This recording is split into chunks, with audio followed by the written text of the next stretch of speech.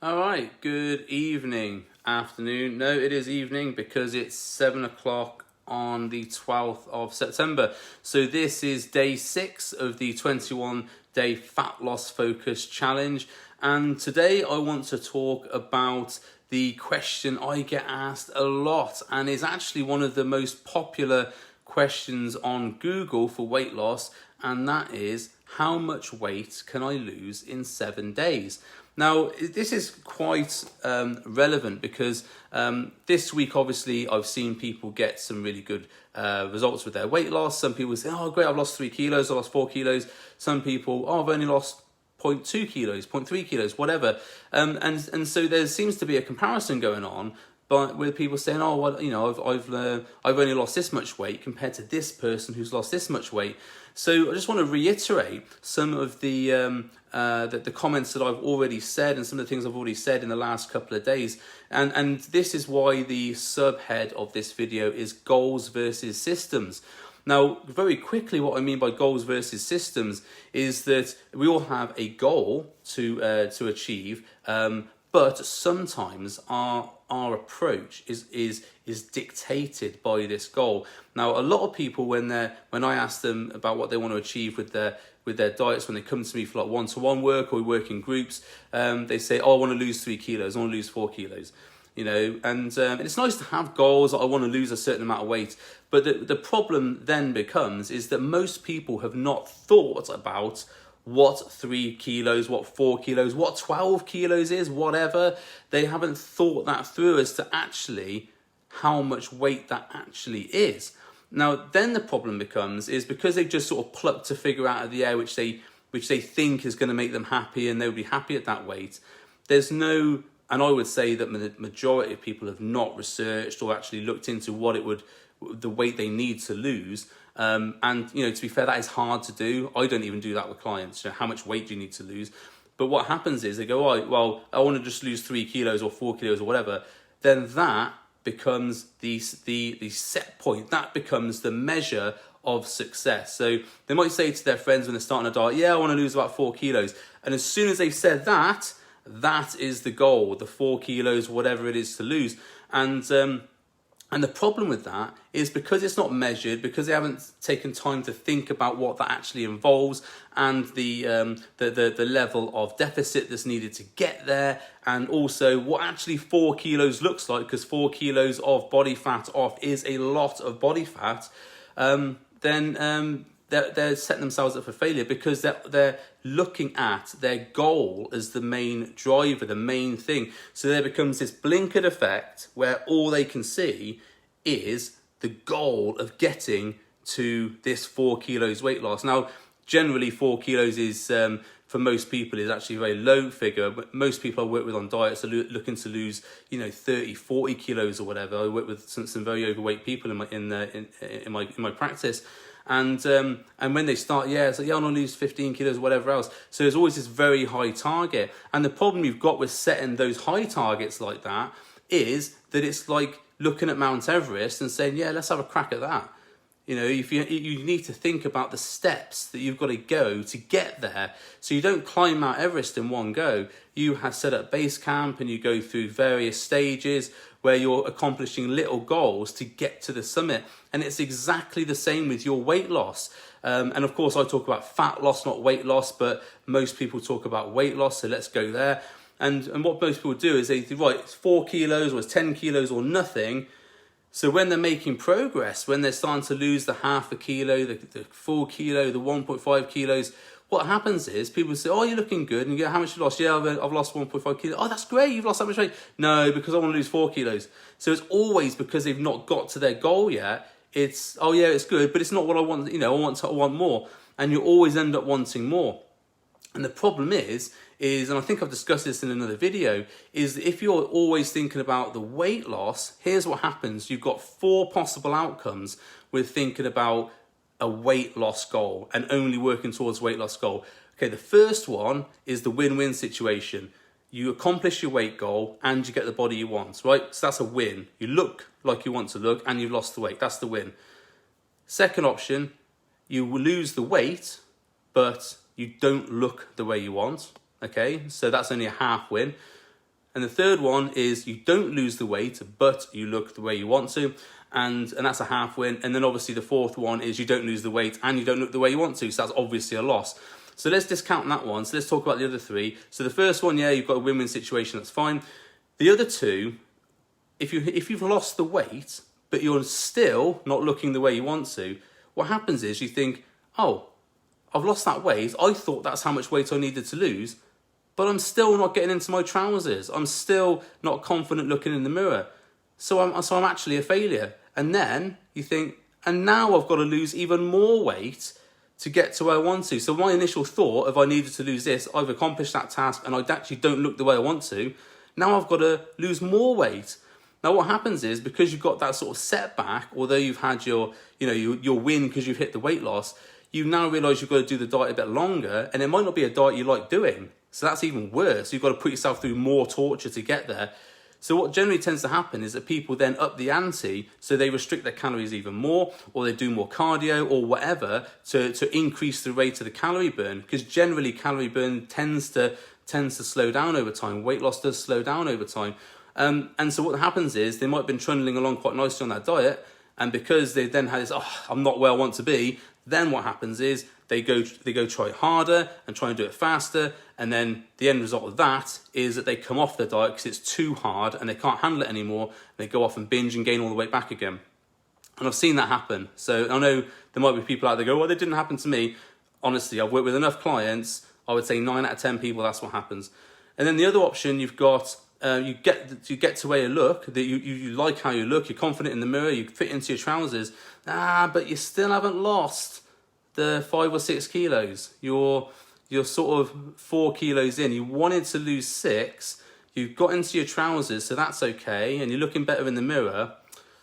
But what about if I did lose that bit of extra weight? Wouldn't that be awesome? How awesome would I look then if I lost more weight? So you actually got the goal you want, because we measure how we look and how we feel as our goal, really, not the weight loss. But your mind's saying, do you know what? Yeah, let's lose a bit more weight because we'll look better.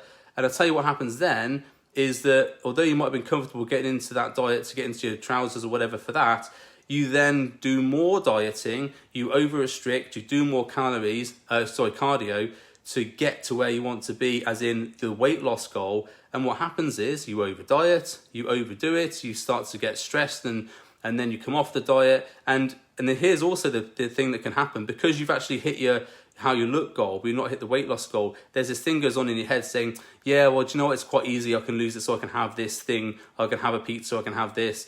And then you don't factor that into your calories. So these little things sneak in. And then what happens is the net result of that is that you go back the other way. So you gain the weight back again, and then you don't look the way you want to. So now you're back to square one again. Now, again, people might be watching this going, oh, that didn't happen to me. Honestly, I've worked with hundreds of clients.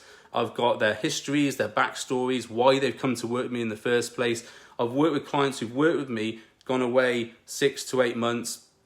Things have happened, they've come back to me because they need a refresher, and those things have happened. Even with my coaching, and they've had these fantastic results.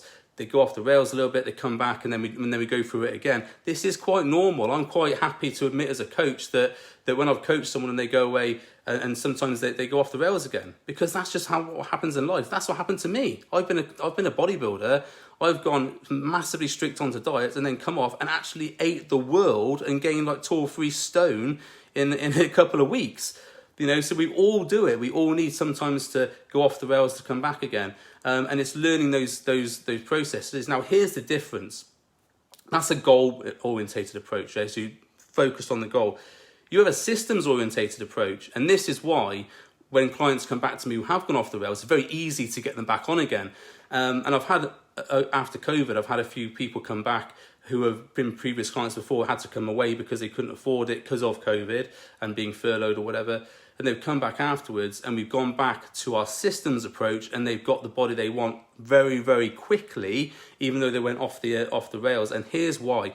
Because when you focus on, weight loss is something I would like, but it's not the defining factor in my success. The defining factor in my success is looking the way I want to, getting the body I want, living a life that is enjoyable. So I enjoy my food and I enjoy my life as well as trying to lose this weight. Those are the things we focus on, and we adhere to the 6 principles, which is another video that I'll link to in the comments.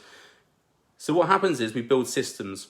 We build these things which we do as habits and routines and things that stack up. So we build in anchors, anchors are basically where one starting action then leads into other actions which build up to an end action. So an example of this would be a morning routine. You get up, you brush your teeth. So you brush your teeth first, you have your shower, you put on your workout kit, which signals you're then going to go to workout. You have a cup of tea out of the cup that you use for pre-workout coffee. You drive to the gym listening to a certain amount of music, certain type of music, which is your gym music. You set up all these anchors to get your mind thinking, we're going to the gym to train. So that's one example. There's other things you can do in your daily habits to build up these routines, called habit stacking or routine stacking. And you can do that to build up these systems. Now, what happens is if you've built up those systems and you've built up the fact that you're tracking stuff and you're logging stuff and you're seeing where things are going wrong, battery warning, if you're tracking things where you're going to be going wrong, then you can see where you need to put things in to go right again. And this is the systems that we incorporate with clients. And this is why if you go off the rails and you have a bad week or a bad month or whatever, and you come back, do something called falling to the level of your systems. And James Clear, I'm a big fan of his writing. He wrote Atomic Habits, well worth reading that book. He talks about you fall to the level of your systems. So if you've got all these things in place which help you get to where you want to be, rather than running straight with blinkers on, if you have an accident, if you fall off, it's very easy to get back on. But if you haven't got any systems, all you're doing is little calories as possible, as much cardio as possible, let's get there, whatever happens, just throw children out of the way, that's it, just get there. Okay, you might get there, but how have you got there? You don't know. So the next time you do a diet, you're doing exactly the same thing, which is a blinkered approach to your diet, and all you're thinking about is weight loss, weight loss, weight loss. That's all you're thinking about. That's the defining factor, and eventually you're going to come undone with that. If you have systems in place where you think, well, I'm building these systems to support me, and then weight loss comes as a result of that, the weight loss will come very easily as a result of that, because you're building the systems in place to make it happen. And you can consistently keep doing it and doing it over and over and over again, and you'll get better results the more you do it, because you're doing these habits, these good processes. You have a systems approach rather than a goals approach. Now, a goals approach is relevant if you say dieting for a bodybuilding competition, or you're trying to lose weight for, say, a competition where you have to be a certain weight. Yes, of course, in those situations, you need to be a certain weight. So a weight loss goal is one of the defining factors, but you still need to have systems there. Most people watching this, most people listening to this will not need to have that very defined goal-orientated approach. They just want systems in order to build a lifestyle that they can eat the foods they like and get the body they want. That's the majority of people I work with. That's the majority of my audience. So that is what I talk about, is building positive systems. Now, over this last week or so, when you've been doing the challenge, you've started to build positive systems. So what do we do at the beginning? The first day, I told you to get the STAR challenge, the STAR chart out. So you're building a positive system for self-restriction, taking control over your diet. So we're starting to build there. Day 2, I asked you to, what do we do on day 2? Vote sheet. So we were talking about the things that you do for your positive life. So you're looking to votes for your positive life. And then the if you did any things wrong, you would have a vote for your negative life or previous life, whatever. So we could look at those no votes and see how we could turn those into yes votes the next time. And over the course of the week, hopefully you've been doing the STAR challenge. If you've been logging your votes, that's even better. And most of you, from what I've seen, who are posting in the group, and remember, the people who post generally tend to get the better results because they're invested and they're becoming part of the community, and community builds courage. You know, all that thing, you need to get involved. The people who've been posting have been getting results because they've been consistently doing these habits and making these votes for their positive life, building the systems that they're going to use in the next 2 weeks to get even better results. Now, if you've not been doing the Star Challenge, if you've just been watching the videos, that's a start. So you are making a positive vote. You need to start taking action. You know, if you just watch the videos and do nothing else, you'll have it in your mind what to do, but you won't be actually doing it. You won't be taking action, so you won't get the results. You'll think, oh, that's a good idea. I quite fancy doing that, and you still won't do it. And how do I know this? It's because that's the majority of people who read self-help books, who read business books, who read diet books. They read it and they don't do anything. And I used to be one of those types of people. Oh yeah, that's a good idea, let's do that. Never do it. So now I have a journal, which I keep, which I was going to show it to you. It's on my desk somewhere. But I have a journal which I keep. If I get a good idea, I write it back in my journal. I tag it with a little sticker, and then I make sure I come back to it and action it. As soon as I action it, then I can take the sticker off. So that's my method of doing things. I journal stuff, so I make sure I do it. Or if it's a 2-minute job, I do it right there and then. So I don't go, oh, I'll come back to that. I just do it right there and then if it's a 2-minute job. Because why bother waiting? If it's something that's going to positively affect your life, do it straight away. Don't wait for 10 minutes or whatever, or tomorrow to do it. So this week we've been building those systems, and hopefully you haven't been focused on your goals. And the whole purpose of this video is to say, look, if you've lost half a kilo and someone's lost 3 kilos, does not matter. Are you feeling positive? Are you doing things to move towards your leaner lifestyle? Are you making those steps, those votes? If you're doing all that, that's the win. The weight loss, the fat loss, that will come as a result of doing all those things. So make sure you're doing those things. That will come. Don't measure yourself against someone else's successes. Your successes is what counts. Okay, have a great Saturday night. I know it's just after 7, so have a great Saturday night, whatever you're doing. If you're listening back, watching back after the fact, comments below, and I will see you next time.